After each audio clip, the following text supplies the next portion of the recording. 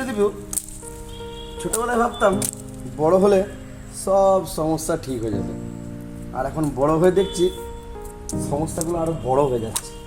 হ্যাঁ ঠিকই বলেছিস, এখন তো হাসলেও হিসেব করে হাসতে হয়, যেন হাসলেও ইএমআই লাগে। হ্যাঁ রে, আর বাড়িতে জানিস তো ঢুকলে পরে না মা বলে ইএমআই আছে, টাকা কবে দিবি।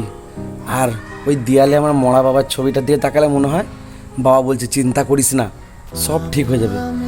কিন্তু ওই চুপচাপ থাকা ছবিটাও না খুব ভারী মনে হয় রে।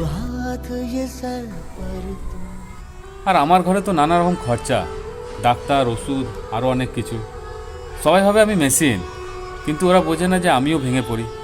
একটা সময় স্বপ্ন দেখতাম বুঝলি, যে নিজের কিছু করব, কিন্তু এখন স্বপ্ন দেখতেও ভয় লাগে, কারণ স্বপ্ন মানেই তো খরচ।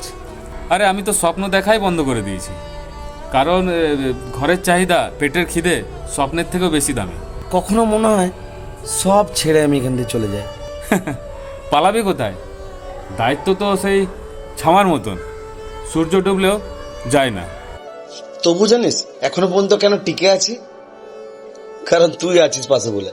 আরে হ্যাঁ রে রাজা, আরে আমরা দুজন যদি হেরে যাই তো পরিবারও তো হেরে যাবে, সেন কষ্ট হলেও আমাদেরকে দাঁড়িয়ে থাকতে হবে। বন্ধুত্ব মানে সারা জীবনের সাপোর্ট সিস্টেম, রক্তের নয়, তবুও সবচেয়ে কাছের সম্পর্ক।